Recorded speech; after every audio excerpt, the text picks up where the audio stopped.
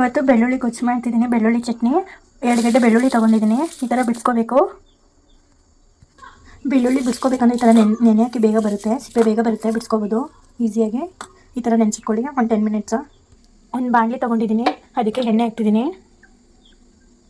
ಒಣಮೆಣ್ಸಿನ್ಕಾಯಿ ತೊಗೊಂಡಿದ್ದೀನಿ, ಒಣಮೆಣ್ಸಿನ್ಕಾಯಿ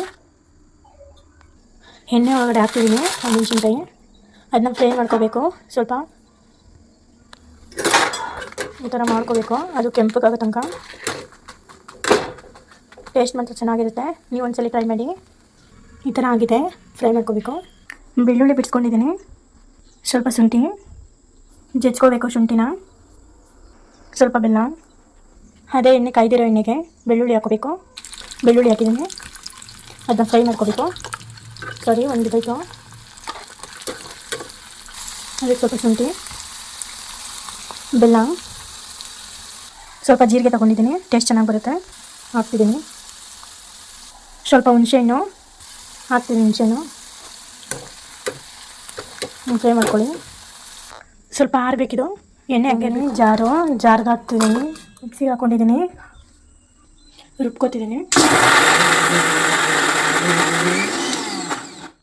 ಸ್ವಲ್ಪ ಕೊತ್ತಂಬರಿ ಸೊಪ್ಪು ತೊಗೊಂಡಿದ್ದೀನಿ, ಸ್ವಲ್ಪ ಪುಡಿ ಉಪ್ಪು. ನೀರು ಹಾಕೋಬಾರ್ದು ರುಬ್ಬಕ್ಕೆ ಎಣ್ಣೆನೇ ಹಾಕ್ಕೊಂಡಿದ್ದೀನಿ ನಾನು, ನೀರು ಹಾಕೋಬಾರ್ದು.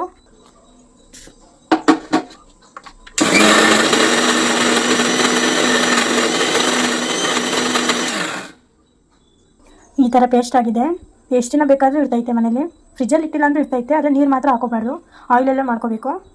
ಇದು ಬಿಸಿ ಬಿಸಿ ಅನ್ನಕ್ಕೆ ಹಾಕೊಂಡು ತಿಂದರೆ ಸಕ್ಕತ್ತಾಗಿರುತ್ತೆ ನೋಡಿ. ಅನ್ನಕ್ಕೆ, ಬಿಸಿ ಅನ್ನಕ್ಕೆ ಚೆನ್ನಾಗಿದೆ. ನೀವು ಟ್ರೈ ಮಾಡಿ ನೋಡಿ ಫ್ರೆಂಡ್ಸ್.